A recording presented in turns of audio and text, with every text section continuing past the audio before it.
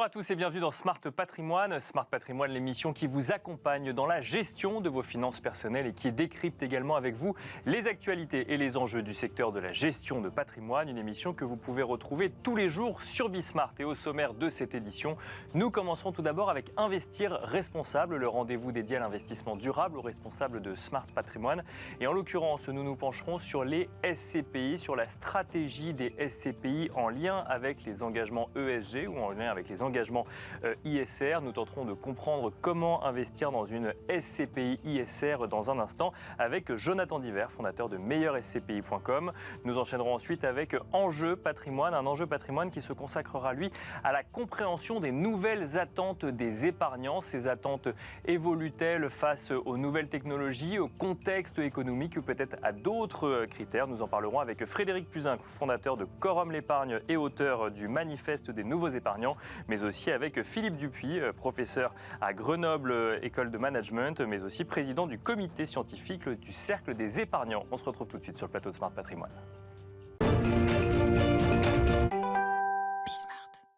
Et c'est parti pour Investir Responsable. La mission que nous nous sommes donnée aujourd'hui, c'est de tout comprendre sur les SCPI, ISR et peut-être de faire le tri aussi entre les différentes stratégies. Et pour cela, nous avons le plaisir de recevoir sur le plateau de Smart Patrimoine Jonathan Diver. Bonjour Jonathan Diver. Bonjour Nicolas. Bienvenue sur le plateau de Smart Patrimoine. Vous êtes fondateur de meilleurscpi.com et le sujet qui nous anime aujourd'hui, c'est les SCPI ISR. Déjà, est-ce qu'on peut définir ce que c'est qu'une SCPI ISR, Jonathan Diver? Oui, l'acronyme ISR, investissement socialement responsable. Ce qu'on pourrait expliquer pour que les épargnants comprennent assez facilement, c'est une étiquette qui indique que le produit d'épargne a une démarche d'investissement socialement responsable, qui généralement s'explique autour des trois grande thématique ESG, environnement, social, gouvernance. Et donc le label ISR, ça fait un peu plus de 3 ans qu'il existe sur les fonds immobiliers, sur les OPCVM, les valeurs mobilières. C'est une bonne chose parce que c'est une prise de conscience que l'immobilier génère des émissions de gaz à effet de serre et CO2. Et en fait, un label ISR, il est obtenu pour une durée de 3 ans. D'accord. Et on a généralement des critères, 8 critères qu'on appelle des critères extra-financiers qui sont indiqués quelque part dans un cahier des charges. Et ce cahier des charges, on va pouvoir le suivre en tant qu'épargnant, année après année, dans ce qu'on appelle le rapport ESG. Concrètement, quand on parle, alors effectivement, l'impact du parc immobilier, les émissions carbone du parc immobilier, c'est vrai que c'est des sujets qui sont souvent au cœur de l'actualité, notamment quand on parle de logement. Quand on parle de SCPI, de véhicules d'investissement en lien avec l'immobilier, ça se traduit comment une démarche responsable ? La démarche responsable, elle va se traduire à travers des actions que les sociétés de gestion vont mettre en place. Ce qu'il faut savoir, c'est que, comme vous l'avez évoqué, l'immobilier émet beaucoup de gaz à effet de serre lors de la construction. Bien sûr. Mais encore plus lors de son utilisation. D'accord. Donc l'utilisation, ça va être quoi? Ça va être les fluides de gaz pour chauffer un bâtiment, ça va être la climatisation, ça va être toute cette durée de vie du bâtiment. Et tout ce qui va être mis en place en termes d'actions, et on a fait une étude là-dessus, des actions vraiment concrètes qui sont mises en place dans le cadre du label, tout ce qui va être mis en place dans la réduction de consommation énergétique pour faire en sorte que, voilà, de manière un peu simpliste, je vais enfoncer une porte ouverte, mais vous avez un bâtiment de bureau, ce bâtiment de bureau en été, vous allez réduire un petit peu la climatisation parce que la nuit, il fait un peu plus frais. Peut-être que vous allez avoir des systèmes qui vont ouvrir avec des ouvertures automatiques qui vont rafraîchir le bâtiment. Vous allez pouvoir avoir sur des bâtiments de bureaux, généralement on a des toitures terrasses. Donc les toitures terrasses, elles sont peintes en noir, sauf que le noir, ça capte la chaleur. Donc vous avez intérêt à les peindre en blanc. Voilà, c'est plein d'exemples comme ça qui sont... Non, mais c'est intéressant et on pourra peut-être y revenir en détail, mais parce qu'effectivement, le label ISR peut s'obtenir aussi sur des fonds financiers. Donc là, on comprend effectivement les stratégies d'investissement entre telles ou telles activités d'entreprise. Donc dans l'immobilier, finalement, c'est comment on utilise le bâtiment d'une manière un peu plus responsable, ou en tout cas le bâti d'une manière un peu plus responsable. Exactement. Alors ça, c'est sur l'aspect environnemental. Donc c'est le E, et c'est généralement c'est un peu ce qui parle le plus quelque part aux utilisateurs, aux épargnants. Il y a le S sur l'aspect social. D'accord. Social, ça veut dire quoi? Ça veut dire faire en sorte que son bâtiment soit agréable pour ses utilisateurs, qu'il soit accessible. en mobilité douce, métro, transport en commun. C'est faire en sorte aussi d'avoir voilà, peut-être des éléments qui se rapprochent aussi un peu du E de l'aspect environnemental. Vous pouvez avoir des ruches, vous pouvez faire en sorte d'avoir différents éléments qui vont quelque part rendre votre bâtiment agréable. J'aime bien dire que l'immobilier de bureau est mort et qu'on est passé dans un immobilier d'entreprise de services, faire en sorte qu'il y ait toujours plus de services. Les jeunes générations sont très attachées quelque part à l'impact environnemental de leur entreprise, et une entreprise qui consomme des mètres carrés de bureau pour accueillir ses salariés, eh bien c'est important qu'elle soit aussi, j'allais dire, engagée sur ce plan-là. Un mot réglementaire rapide, Jonathan Diver. Alors les fonds financiers, les fonds d'investissement sont soumis à une réglementation européenne, la réglementation SFDR. Est-ce que ça s'applique également aux fonds immobiliers ? Oui, effectivement. On a les 3 grandes catégories, article 6, qui concernent les produits financiers qui ne font pas la promotion de caractéristiques environnementales. Les articles 8, qui sont, j'allais dire là pour le coup, qui ont une démarche de caractéristiques environnementales, et les articles 9 qui sont encore un peu plus stricts. Voilà, donc on est principalement, j'allais dire, une SCPI labellisée ISR, elle doit viser un article 9 à terme. Ce n'est pas forcément le cas aujourd'hui, mais elle doit viser. Et alors justement aujourd'hui, en termes de marché, quand on est épargnant, est-ce qu'on a une idée des proportions peut-être des SCPI labellisés ISR, ou en tout cas qui mettent en place des stratégies d'investissement durable ? Alors au 31 décembre, il y a 50% du marché qui est labellisé ISR. D'accord. Le 31 décembre 2022. Donc vous voyez qu'en 3 ans, il y a plus de 50% du marché qui s'est mis dans cette démarche de labellisation ISR. Attention, ce label, il ne dure que 3 ans. Bien sûr, oui. Il doit être, j'allais dire, corroboré d'actions concrètes qui sont mises en place par les gérants. Et ce qu'on voit, c'est que la collecte des SCPI labellisés ISR est plus importante que la collecte des SCPI qui ne le sont pas. Donc c'est une demande des épargnants, ou en tout cas... C'est une demande, je pense, des épargnants, des gros réseaux de distribution aussi, parce que c'est important quand même de rappeler qu'une SCPI qui n'est pas labellisée ISR peut quand même tout de même avoir des actifs qui sont gérés d'une bonne façon, des actifs qui sont bien liquides. Voilà, il y a certaines SCPI, que ce soit des petites ou des grosses SCPI, qui ont beaucoup d'actifs, qui ont j'allais dire, de très bons fondamentaux d'un point de vue environnemental. Donc c'est pas non plus, j'allais dire, la martingale. Hein. Ça veut pas dire que c'est les meilleurs fonds du marché. C'est une démarche, en tout cas, je trouve intéressante, parce que elle définit un cahier des charges. Ce cahier des charges, en tant qu'épargnant, on se dit, OK, mon gérant, il va mettre en place une démarche autour des 3 thématiques, environnement, social et gouvernance. Et quelque part, ça montre aussi à quel point l'immobilier est émetteur de gaz à effet de serre et qu'il faut prendre le sujet à bras-le-corps. Si on revient sur les actions, donc là on a parlé de l'utilisation tout à l'heure, on a donné quelques exemples. J'imagine aussi que sur le bâti, la manière de construire, il y a des décisions qui sont prises, des évolutions peut-être dans la manière de construire les bâtiments ? Alors, votre question est intéressante parce qu'elle pose la question de faire progresser quelque part la démarche des permis de construire. Il faut savoir que les fonds immobiliers, ils détiennent des actifs qui sont déjà construits. Ouais. Donc, on est plus dans une démarche, ce qu'on appelle de best in progress. Concrètement, c'est faire en sorte que j'achète un actif immobilier. Cet actif immobilier, je sais que je vais avoir un potentiel d'amélioration d'un point de vue énergétique. Ce qu'il faut savoir, c'est que quelque part, en étant sur le best in progress, c'est là où il y a le plus d'impact possible. Parce que si demain, un épargnant se dit j'ai envie d'investir dans un fonds qui est labellisé ISR et 100% de bureaux neufs ou de commerce neuf, etc., c'est pas possible en fait. Il n'y a pas suffisamment d'offres. Donc voilà. Et en plus, les enjeux ne sont pas là. Les enjeux, ils sont principalement sur les passoires thermiques, sur les anciens bâtiments. On a fait une étude en décembre dernier où on a consulté l'ensemble des gérants qui détiennent des fonds labellisés ISR, et on en a sorti 126 actions qui nous ont été communiquées par les gérants sur 26 SCPI, sachant qu'il y avait à peu près une quarantaine de SCPI labellisés. Donc déjà, il y a 14 SCPI qui ne nous ont pas répondu. Donc voilà. Bien sûr. Celle-ci, déjà, on se pose des questions. Mais il y en a quand même l'immense majorité qui nous ont répondu. Et ce qu'on voit, c'est que sur les actions, il y en a 47% qui sont à vocation environnementale. D'accord. On voit que la démarche, elle est très portée sur l'environnement. 28% sur le social et 25% sur la gouvernance. Et sur la gouvernance, je pense que c'est important de rappeler ce que c'est en fait quelque part, ce critère de gouvernance. Le critère de gouvernance, c'est comment je gère les relations avec mes locataires, avec mes prestataires. L'immobilier, c'est vivant.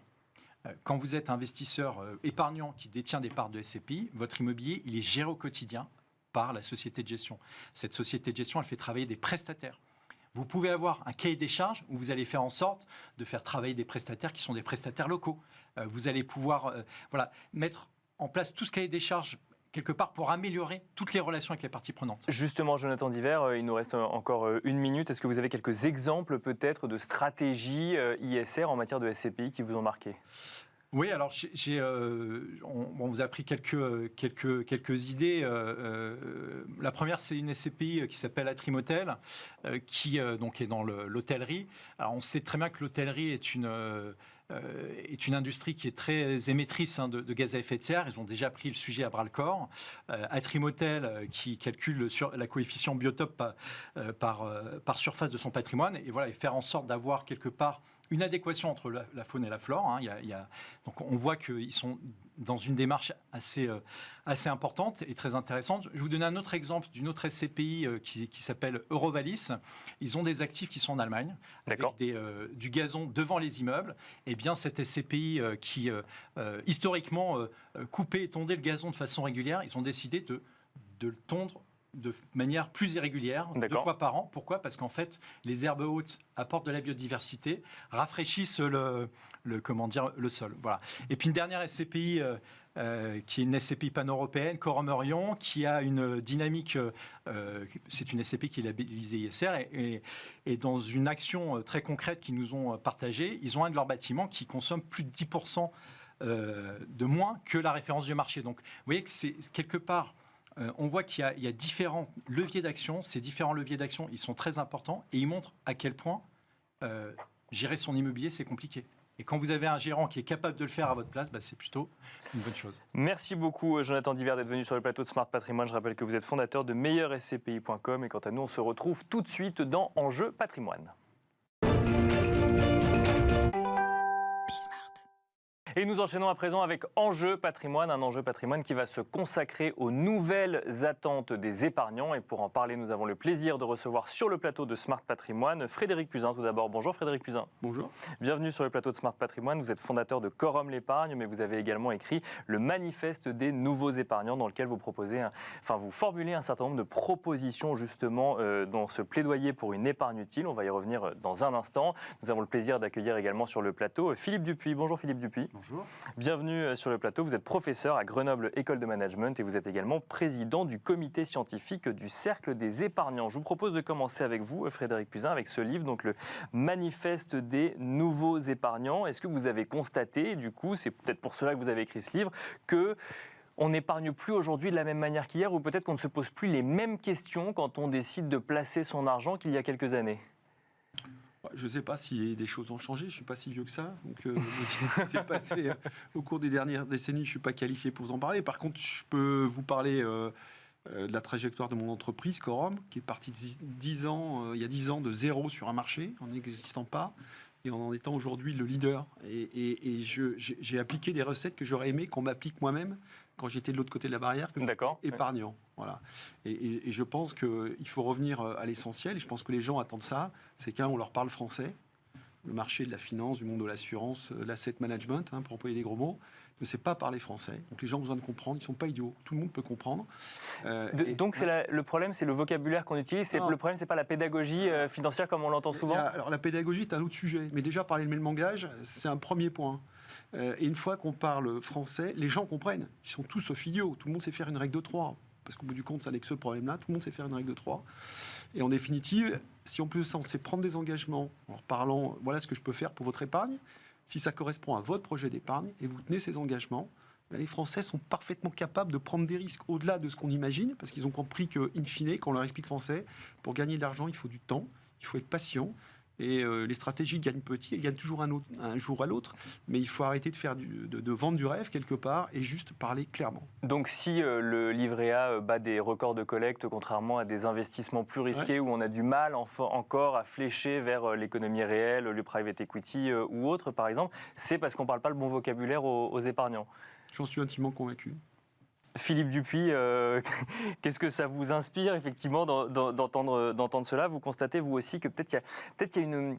Oui, on ne sait pas comment parler finalement à un épargnant français qui peut-être aurait besoin de se voir apprendre plus tôt certaines notions de base en matière d'investissement? Alors en tout cas, je suis complètement Monsieur Puzin, puisque les Français aujourd'hui demandent de plus en plus d'informations sur les produits financiers. Là, je fais référence à une enquête qu'on a menée avec Ipsos sur un panel de 1000 Français, où on leur a simplement demandé, aujourd'hui, à quoi vous intéressez-vous? Vous intéressez-vous aux produits, par exemple? Et on voit depuis 3 ans, on mène cette enquête depuis 10 ans en fait. D'accord, on voit vraiment l'évolution. Et on voit que très dernièrement, ils s'intéressent de plus en plus aux produits financiers. Ils veulent comprendre les produits financiers. Donc dans quoi ils investissent? Dans quoi ils investissent. Ils demandent, ils rencontrent de plus en plus leurs banquiers et leurs assureurs. On est passé par exemple à 15% il y a 3-4 ans de Français qui rencontraient régulièrement leur conseiller financier, on pourrait l'appeler comme ça. D'accord. Aujourd'hui, c'est plutôt 25%. Et on a un bond depuis 2 ans. On a des Français qui nous disent à 38% qu'ils s'intéressent aux produits financiers. C'était 20% il y a 3-4 ans. Et tout ça, on peut le faire sur l'économie aussi.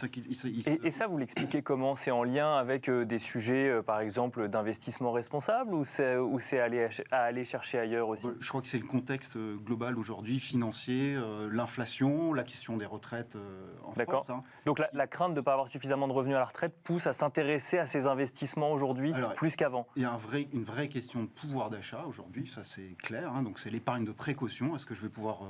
déjà acheter des biens pour le quotidien, puis acheter des biens un peu plus durables, une voiture par exemple. Et puis il y a l'épargne qui est liée à la retraite à plus long terme, mais ça vient en deuxième, ça en fait. Hein. Frédéric Puzin, j'avance sur d'autres sujets puisqu'on n'a que 15 minutes tous les trois. Il y a un certain nombre de choses que vous mettez en avant dans votre livre, des sujets qui peuvent parfois fâcher sur le sujet de l'investissement, notamment sur les niveaux de frais qu'on peut se voir appliquer quand on est épargnant. Bercy s'est d'ailleurs un petit peu penché sur le sujet, la CPR aussi, et c'est vrai que quand on regarde un peu dans le détail, quand on y arrive, parce que c'est pas toujours évident, on se rend compte qu'on peut avoir des frais cumulés par différents intermédiaires entre l'épargnant qui va investir sur un contrat d'assurance vie et la gestion effective, effectivement, en bout du bout, d'investissement dans des actions, par exemple. Oui, alors, c'est pas qu'un phénomène français, c'est un phénomène international, et d'ailleurs qui rejoint le sujet qu'on a évoqué tout à l'heure, qui est celui de la communication.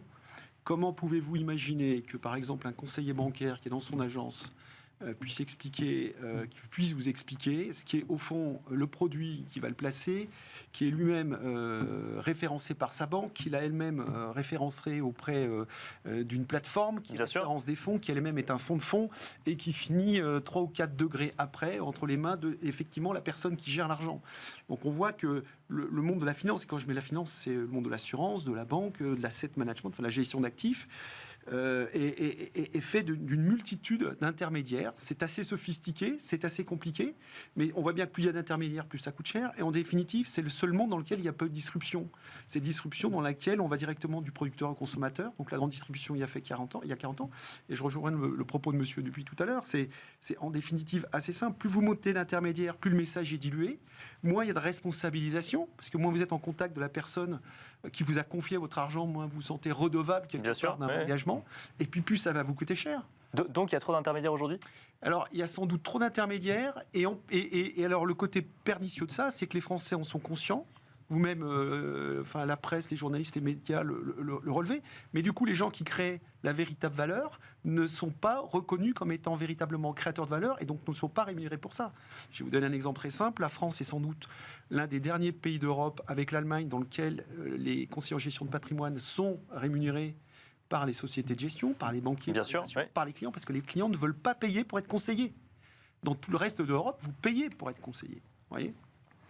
Et ça changerait quelque chose de changer de modèle? Parce que justement, il y a des discussions au niveau européen sur le sujet aujourd'hui pour changer même le modèle de rémunération des conseillers en gestion de patrimoine. Mais là, on changerait complètement la donne sur le système français. C'est-à-dire que soit on garde le système actuel, mais il faut que ce soit complètement transparent. Et je pense que les Français peuvent parfaitement le comprendre. On peut tous comprendre que tout travail mérite salaire. Après tout, je reçois un conseil. La personne qui me conseille, il faut bien qu'elle soit rémunérée pour ça. Et meilleur est son conseil, meilleure est les performances des placements qu'il me fait faire. Il n'y a pas de raison que ce monsieur ne gagne pas plus. Bien autant sûr, que oui. moi je gagne, vous voyez, mais il faut être transparent là-dessus, il faut reconnaître ce métier et surtout pas le cacher. Donc les intermédiaires ont une fonction, mais cette fonction elle doit correspondre à une vraie valeur ajoutée et pas juste un petit pourcentage qui est pris sur une cascade de pourcentage dans une cascade de responsabilité qui est au bout du compte diluée. Alors là, on arrive à un autre sujet, effectivement, qui est peut-être celui de la convergence ou la divergence des intérêts entre celui qui place l'argent et celui qui décide d'investir son épargne, qui est finalement, le mode de rémunération n'est pas indexé sur la performance aujourd'hui. Alors, il n'est pas indexé sur la performance, sauf peut-être dans quelques cas. Alors, quand je dis qu'il n'est pas indexé sur la performance, vous noterez que vous êtes un professionnel, vous connaissez le sujet. En fait, quand on parle avec les acteurs de la gestion, de la banque, de l'assurance, ils vont exprimer leur activité en disant, voilà, je gère tant milliards d'euros. Voilà, je gère X milliards d'euros. Pourquoi ? La raison est très simple, c'est que leur rémunération est liée au niveau d'épargne, au volume, volume d'argent qu'ils gèrent. Ils prennent un pourcentage sur un volume d'argent. Donc, on ne parle pas d'un client. On ne parle pas de vous. Bien sûr. On ne parle pas de la personne qui va aller toquer à l'agence bancaire ou à l'agence d'assurance. On parle des encours. Et donc, ce phénomène-là fait que la priorité, c'est de gérer des volumes. Donc, il faut attirer les épargnants sur des thématiques qui vont permettre d'augmenter mes volumes. D'accord ? Et je pense qu'il y a une forme de distorsion qui est liée à ça. Alors, je ne dis pas que tout le monde est perdu entre l'intérêt du client et l'intérêt de l'entreprise. Mais on voit bien que le mode de fonctionnement, les réflexes et le mode de rémunération est une forme de distorsion. Est-ce qu'il faudrait envisager un secteur de la gestion de patrimoine où on ne rémunère que, par exemple, quand on a fait gagner de l'argent à ses clients ? Ça existe. La SCPI, vous ne gagnez de l'argent que si vous encaissez des loyers. Si vous encaissez des loyers, vous payez des dividendes. Si vous n'encaissez pas de dividendes, vous n'êtes pas rémunéré. Donc, vous n'êtes pas rémunéré pour votre gestion parce que vous avez mal fait votre boulot. C'est pas choquant, hein ? Philippe Dupuis, alors là, effectivement, on est sur le modèle même de la gestion de patrimoine en France, mais est-ce que vous constatez ces questionnements dans les échanges ou dans les études que vous pouvez mener vis-à-vis des épargnants ?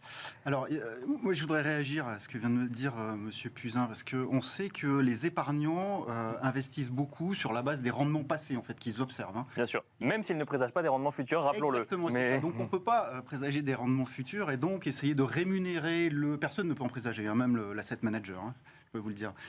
Donc on ne peut pas tenter de rémunérer l'asset manager sur son travail, sur sa performance finalement. Je pense que c'est au-delà, c'est plutôt le conseil qui est mené, l'accompagnement, la pédagogie qui doit être rémunérée. Aujourd'hui, il y a des questionnements qui se posent au niveau de l'Union européenne qui voudraient supprimer ces commissions basées sur le conseil. Bien sûr. Donc au Cercle des épargnants, on n'est pas très favorable à ces questions. Un pas qui est intéressant de la part de l'Union européenne, c'est la réglementation PRIPS, qui, elle, a mis en avant les frais qui sont collectés par les intermédiaires. Maintenant, ils sont visibles. Et donc, un effort qui doit être vraiment fait par le conseiller financier, c'est de montrer à son client quels sont les frais qui sont maintenant visibles sur les documents d'information clés qu'il doit remettre au client.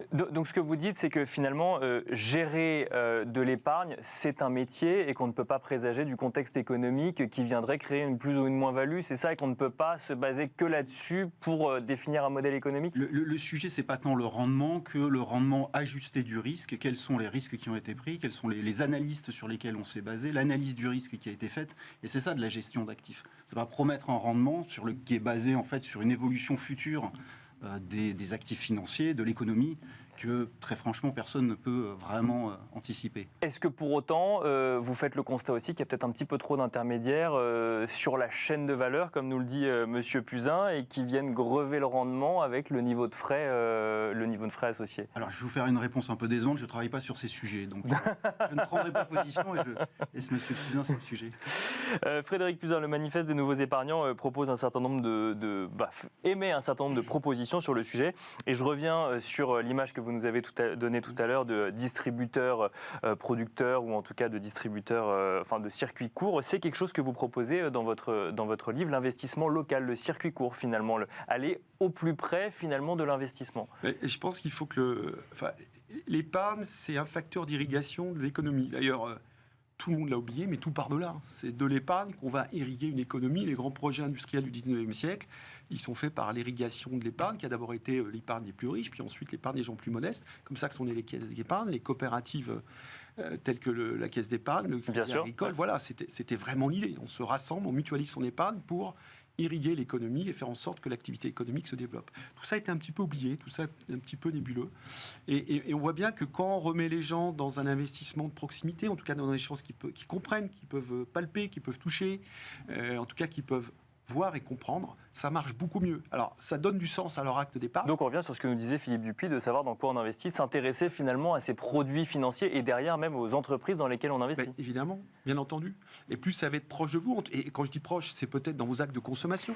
Mais alors, ma question, parce que c'est un discours que j'entends beaucoup quand il s'agit de vérifier qu'on n'est pas en train d'investir dans une grande pétrolière ou dans une entreprise qui pollue énormément. Donc le sujet de connaître ces investissements revient souvent quand on veut vérifier qu'on n'est pas en train de financer des industries qui sont néfastes pour la planète. Ça va au-delà de ça ou c'est juste sur le sujet climat et environnement? Ouais, alors moi je suis un peu plus prudent que vous sur le néfaste pour la planète, parce que le néfaste pour la planète, d'expérience, il n'est pas forcément là où on l'imagine. Hein.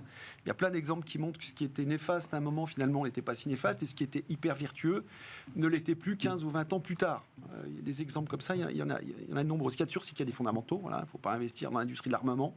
Ça paraît basique, mais on peut imaginer qu'au moins ça soit disclosé. Après, il y a des gens qui peuvent avoir cette volonté, mais en tout cas, l'information doit être donnée.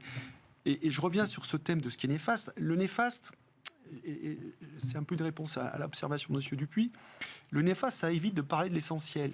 Voilà, aujourd'hui, tout à l'heure, vous parliez d'ISR avec la personne qui nous précédait sur ce bateau, d'investissement socialement responsable. Mais en fait, ça permet de cacher l'essentiel. Quand je place de l'argent, évidemment, je ne veux pas que ça aille n'importe où. Mais ça me rapporte combien?